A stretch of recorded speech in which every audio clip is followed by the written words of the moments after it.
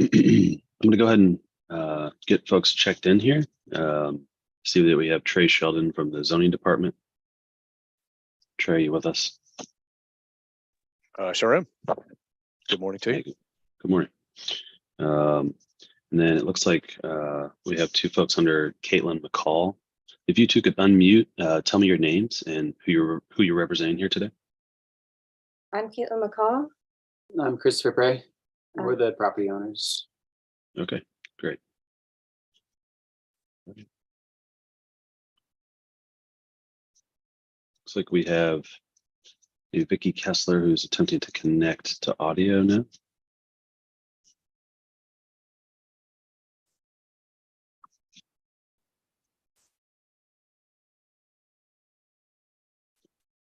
We'll just give, there we go.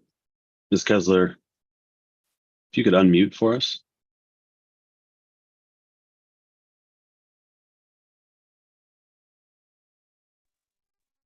Hello. Hi, Ms. Kessler, can you hear me? I can now, yes. Okay, great, welcome. My name's David Sturkey. I'm the zoning hearing examiner. I'll be presiding over the hearing today. I'm just getting everyone checked in. And so you are an adjacent property owner, is that correct? Yes. Or nearby? Okay. Yes. All right. Welcome. I will give you a chance to provide some input, but I need to run through one more thing. I need to read through our hearing script, which will cover the procedure for the hearing, and then we'll jump right into it. So bear with me here for 1 second as I go through this. This is the December 28th, 2022 session of the Zoning Hearing Examiner docket. My name is David Sturkey. I'm the Zoning Hearing Examiner for the City of Cincinnati, and I'll preside over this hearing. The case before us today is case number Zh20220176. The purpose of this hearing is to allow applicants and opposing parties to testify and to offer and refute evidence and testimony. This hearing will follow the rules found in the zoning code and the supplemental rules of the Zoning Hearing Examiner. All testimony and evidence that an applicant or any other party would like to offer must be presented at this hearing. The hearing will proceed as follows. The applicant's attorney, or the applicant's agent will first present the applicant's case. The public will then have an opportunity to speak after the applicant has presented its case. I'll give the zoning plans examiner, Trey Sheldon, an opportunity to provide any testimony in addition to his staff report. In the event that any party testifies or offers argument in opposition to this application, the applicant will have an opportunity to rebut that testimony. And then finally, the applicant will have an opportunity to make any closing statements. So for our purposes here today, I'll give Ms. McCall and Mr. Prey an opportunity to tell me about the project, any background they believe is important, and then of course why they think it's appropriate for me to grant this particular relief that they're requesting. I'll then go to Ms. Kessler to provide any testimony that she would like from the public perspective, and then go to Trey to also provide any testimony he would like, then back to the owners to respond to anything that they've heard, answer any questions, and then make any closing statements. So after all presentations have been made, I will close the hearing. Decisions may be expected within 2 weeks. I may limit or exclude any testimony that I deem irrelevant or outside the scope of the application being considered. I may interrupt any speaker to ask questions or to make any comments. I may also refuse to consider hearsay testimony. That's generally evidence you want to introduce that consists of statements made by someone who's not present at the hearing here today. In the event of any technical difficulties, I'll do my best to troubleshoot those on the fly, but to the extent there's some defect that prevents us from meaningfully going forward with this hearing today, I may continue or postpone the hearing at my discretion. Okay. Last thing I need to do is to swear in all of our witnesses. So if you intend on providing any testimony here today, asking any questions, making any comments, really doing anything other than just strictly observing, then the zoning code requires me to swear you in. So if that's you, if you could take yourself off mute now, I'll need everyone to raise their right hand and to answer out loud. So for Ms. McCall and Mr. Prey, do you solemnly swear the testimony you shall give will be the truth, the whole truth, and nothing but the truth? I do. I do. Yes. I do. Okay. And Ms. Kessler, do you intend on providing any testimony here today or making any comments, asking any questions? I will be asking questions. Okay. Do you solemnly swear that any testimony you give will be the truth, the whole truth, and nothing but the truth? I affirm. Great. Fantastic. All right. Let's go ahead and get started. Who's going to be taking the lead on the applicant owner presentation here? Will it be Ms. McCall or Mr. Prey? I'll start it off. We'll both be kind of adding points though. Okay, great. Floor is yours. Okay. You, Are we able to share? Yeah, share screen. yeah, we have some images to share. Sure, that's fine. Little slideshow. So, I'm not able to see it. It's not sharing yet. Oh, Here it okay. goes. you got that? Yep, we got it. So yeah, Christopher Prey, this is Caitlin McCall. We bought 6422 Chandler Street a year or so ago. We bought it from the Hamilton County Land Bank, the redevelopment project, under the conditions that we build a single family home and then occupy that home for at least 5 years. And we, given there's a vacant lot just to the east of it, we purchased that as well with the intent to consolidate. And we have consolidated, so now that's a single property all under 6422 Chandler Street. It's the site plan there. Some of the characteristics of the site. So this is a section, the landscape section A on the top is the 6428, the parcel to the east. Landscape section B is the original property to the west. So obviously it's very hilly, very steep to the north, but then they both have this characteristic of leveling out a bit towards Chandler Street. So I mentioned there had been a house on 6422 prior that the land bank demolished in 2019. That house was built in 1929. Our plan is to build a new house directly on the footprint of the old house, and that kind of goes towards that chapter 1433-23 for minimizing the amount of excavation we do. So we're going to build the house exactly where the old house was. But our plan is to, and we'll go into more detail, to keep the excavated fill on site. So rather than trucking out and removing fill, we're going to keep the excavation on site. So some of the challenges that we face here and why we want to keep the fill on site is due to all of those houses. There's 5 houses on that stretch that share a narrow single lane driveway, this easement.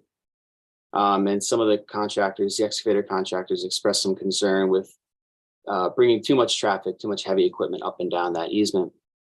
And given that if we remove the fill from the site, that could be 10 to 15 truckloads of fill. We would like to be able to keep that on site to just make that more efficient and kind of preserve that driveway a little bit better.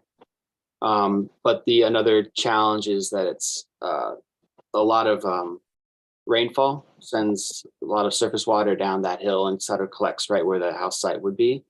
So keeping the fill on site allows us to kind of contour the grade and divert that rainfall from the house site. And adding to that, it's currently overgrown with honeysuckle, which inhibits understory growth. If we remove the honeysuckle and give us a place to deposit the fill, to grade the fill, we can encourage more plant growth, and that will stabilize the hillside for that. This is a video we took. This is last February, one of those really heavy rains we had. And on this, you can see to the easements, that's the driveway I was talking about. Yeah. This is right where our other driveway would be our driveway going into a garage. So this is the very front of the house. And you can see all this water is just shooting down the hillside and kind of collecting where it flattens out, where the grade levels out right at the hill. So again, we're going to try to divert and mitigate the damage due to that runoff. So what we're seeking relief from is specifically chapter 1433-19G, which stipulates 8 feet maximum cut and fill. If we keep the fill on site, that would mean we'd have about 21 feet cumulative cut and fill, but that is spread out over these consolidated parcels. So it's not just next to the house, but it's across east-west. It's across a large square footage of ground. So yeah, Caitlin's going to talk about the How we strategies. propose managing that? Yeah. So the first use of our fill and spreading it out over the flatter area east of the proposed house site will be to smother the honeysuckle that is there without removing the root systems and damaging the hillside as it is. We'll also be including best practices for protecting established trees from root or trunk damage and spreading out this fill. And spreading the fill out in this way will allow for planting a new ground cover as well as understory and trees. As we do this development, we will use a jute erosion blanket. These are also used in agriculture and forestry industries. It is a short to mid-term soil stabilization. It's made from a natural cellulosic fiber and degrades in 3 to 5 years. The open weave allows plant growth. And I'm going to show you an example. Elgin, Illinois, was a city that used this approach in fixing a drainage area that was prone to soil erosion. And the solution was to use that jute erosion blanket to, in the short term, stabilize the soil there and to plant native prairie grasses and flowers. The image to the right, you can see that native grasses and flowers develop very deep root systems that help stabilize the soil in a more permanent way. So our proposed vegetation is kind of broken out in this table here. Primarily the ground cover will be grasses and sedges. And the sedges that we're looking at planting there are often used in stabilizing soil, as well as stabilizing soil that's in flood-prone areas. And then some of the plants that we do have listed here are already present there in the yard or in the forested area that's on our parcel, and others we will introduce. Again, additional benefits for this, it also provides food and shelter and are host for beneficial pollinators and wildlife. And this point is important to us in our development because we are also getting LEED certification, and this will be part of our LEED certification. The second use of our fill will be as a compacted base for a vegetated diversion berm. And berms generally are often used to retain or capture water. However, they can also be constructed in a way to divert water without capturing runoff.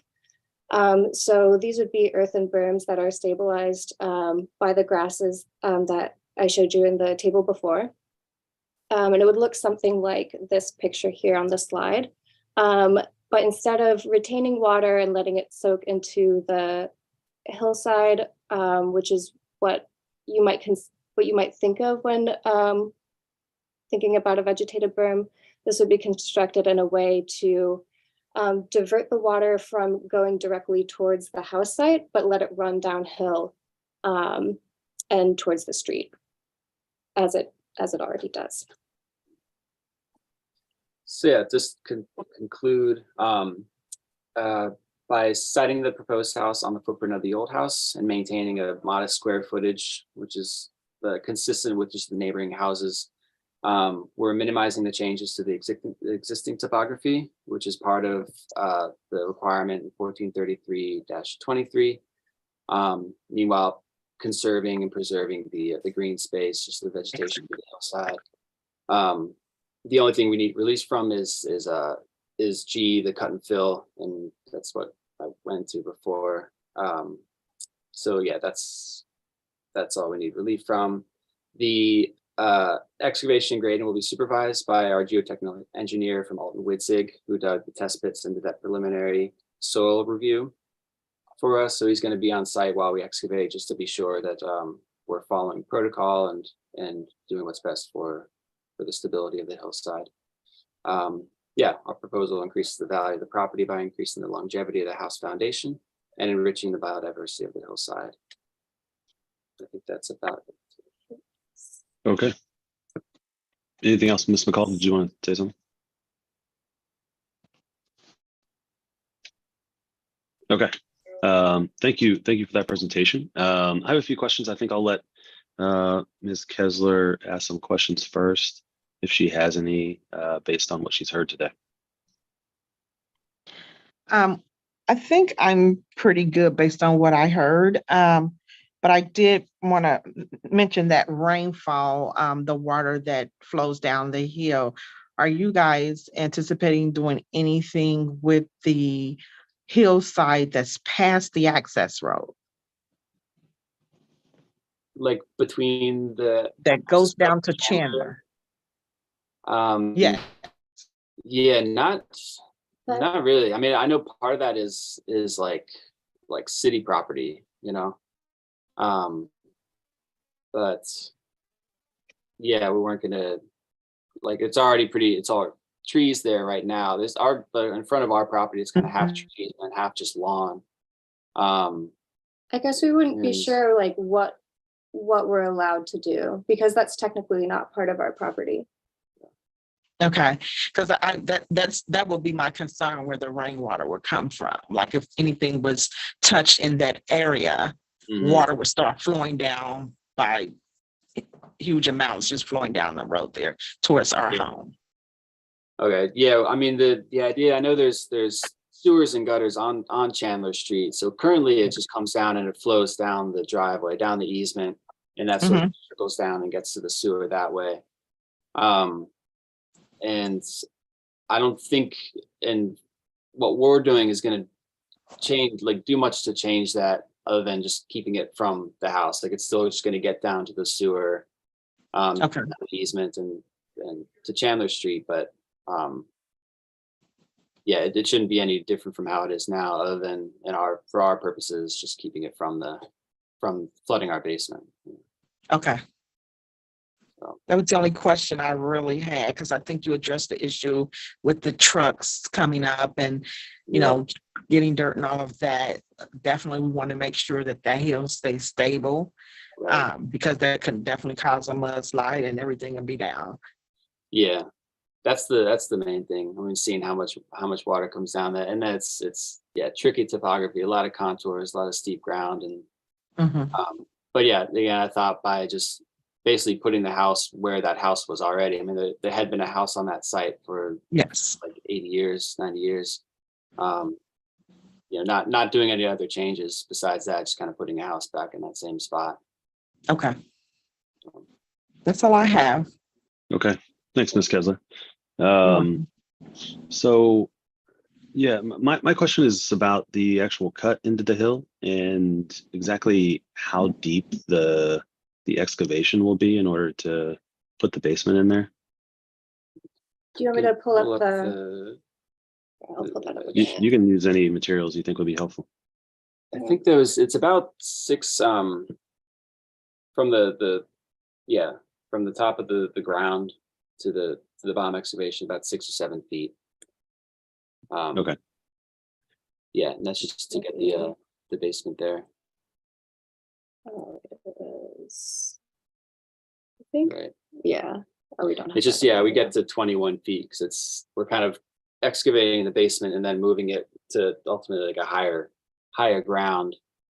But we shouldn't have to have any fill deeper than about like 24 inches. I mean, there's enough square footage there that we can spread it out pretty evenly. I think I figured the average depth would be about 1 foot 8 inches. And for sure, as it go up to the steeper part of the ground, like 6 inches of fill or so.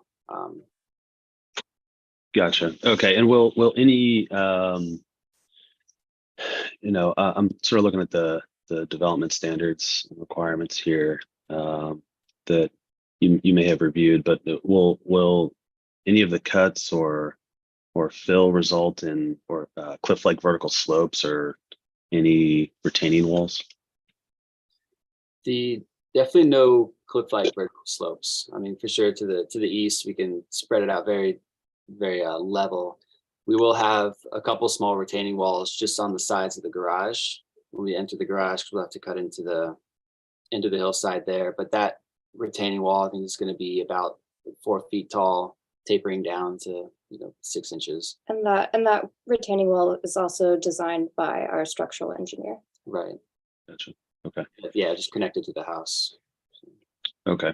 And yeah, on that last slide, it looked like there is, and just from what I can see from Google Street View, it looks like there is sort of a flatter portion there. And that's as you go up the hill, and that's where you'll be locating the home. Right. Yeah, there's kind of a, yeah, from that one, there's kind of a, Okay. yeah, plateau there. That's where How much- the old house used to be. So currently it's all cleared and it's just a kind of a flat parcel of land. So the house Gotcha. will go right on top of that. Okay.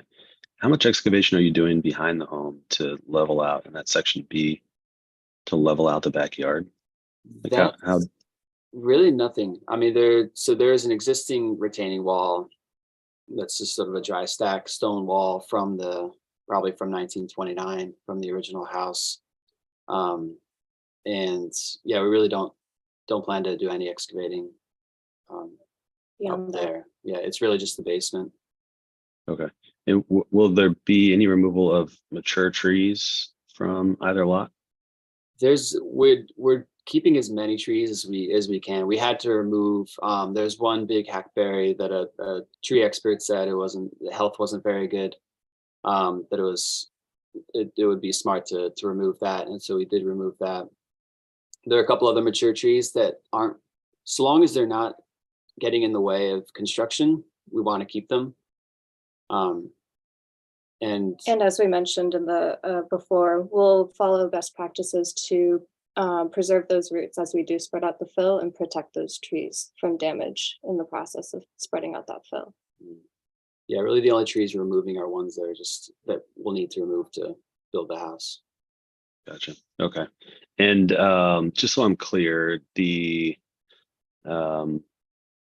rainwater is going to be sort of captured and diverted towards a sewer. Is that right? Through the vegetative berm? Yeah, we're just kind of letting it go through the property to the sewer on the street. I mean, I think I know what is it zoned? So any rainwater, any like the sewage, it goes to the same spot, right? It just goes to sanitation. It goes to the sanitation line. Yeah, there's not a separate storm drain. There's not a separate storm drain. Yeah. So it's Okay. basically just getting it to Chandler Street, getting it to the sewer, and causing as little damage as possible. Got it. Okay, I think that's all the questions I have now. I think I'll give Trey Sheldon an opportunity to weigh in if he would like. Trey? Sure. And if you guys can keep this same screen up, same screen, that'd be perfect. Because David, this is one where it's just this is particularly, I first of all want to compliment them on the drawings they did here, because it was better than a lot of stuff we get from civil engineers as far as actually showing in a profile perspective what's happening here. As they stated, there's an existing dry stack retaining wall in the back. So if you look immediately to the right of that toward the proposed house, you'll see that there's virtually no change between existing and proposed grade there. They already have essentially a flat backyard because that's the way it was for the pre-existing dwelling. So if it weren't for them reutilizing the topsoil that was essentially shoveled into the hole where the basement was taken out, they wouldn't need relief at all here, because I don't think, as they were dead on at about 8 feet for their proposed excavation, and that's even counting that required frost footer that you see at the front, David, toward right where the entrance to the driveway, as you often see those where the wing walls are coming out of the garage. They have to have that, and you and I have discussed that in the past. That's actually taken a couple of cases to above 8 feet, simply because they're having a normal sized basement, but they have to have that 3 feet for frost footing. So they've basically are minimizing their excavation. It's just that instead of having a bunch of trucks barrel up the road carrying topsoil off, they're recontouring that. The middle area between the excavation and then where they're adding the fill, there's really nothing at all. So the fill, I think, averages, as he said, about 1 feet 8 inches. I think it's got a max of about 30 inches. Where they're trying to kind of fill in up to the east of northeast of the house. As they stated, it was almost like grad students presenting at a green building symposium with the it really impressed me, but with the whole thing with the native plants and so on, they're essentially going to have a rain garden that's going to do a heck of a lot better job of absorbing rainwater and taking it in than if somebody just had regular turf, laid out just regular grass. They're obviously, and they in fact have to do that to get their lead points here.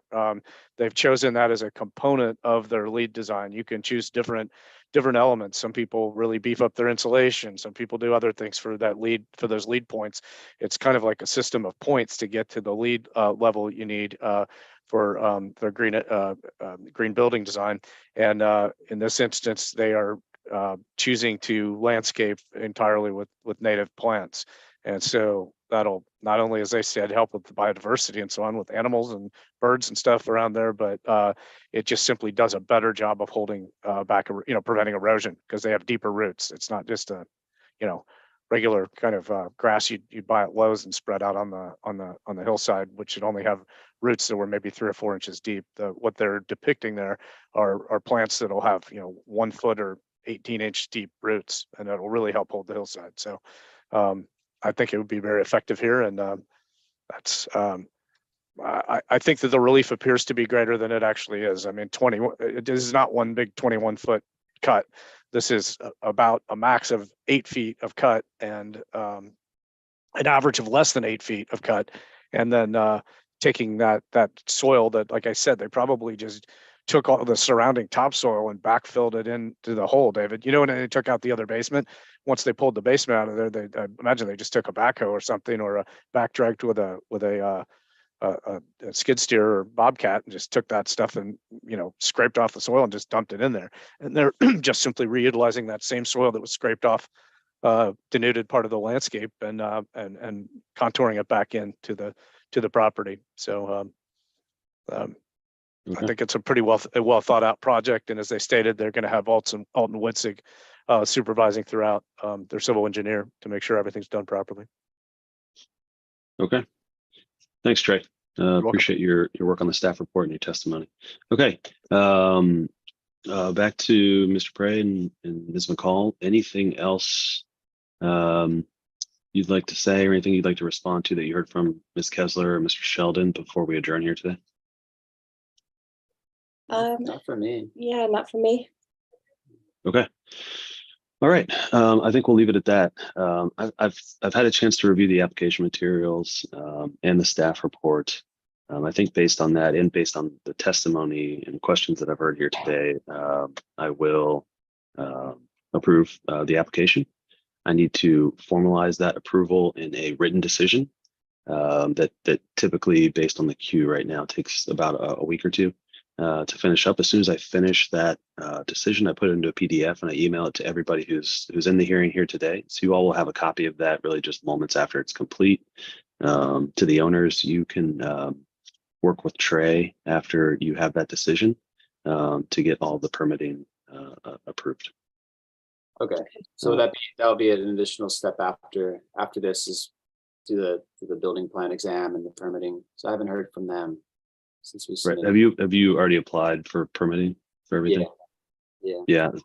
So I'm not sure exactly where they're at. Trey may know, but I know that sometimes those do get held up until the zoning review has happened. And then, so once you have that approval decision, Trey will be able to put that into the system, and then that should trigger everything to move forward on the building side. Great. Okay, great. Well, if you have any questions in the meantime, feel free to reach out to myself or to Trey. And if you'd like a status update on the decision, you can reach out to me directly, and I'm happy to give you an update. Okay, great. Thanks Thank a lot. you. And thanks. All right. Christopher, if you could just send me once the decision comes out, I'll get a copy of that, and you will too. If you can just shoot me a quick email with a reminder of the permit number, and I'll go back. Or if you want me to check in the interim, if you want me to check and see if any other departments are missing, I will be glad to do that for you. In other words, if there's somebody else like Metropolitan Sewer District or what have you, that, you know what I mean? If someone else needs to approve that hasn't, I'll let you know that information. Okay. Sure. Thank Yeah, you. we'll be in All right. touch. Happy holidays to Okay. everyone. Yeah. Thanks, you too. everyone. Thanks a lot. Appreciate your testimony. Thank We are adjourned. Have a good day.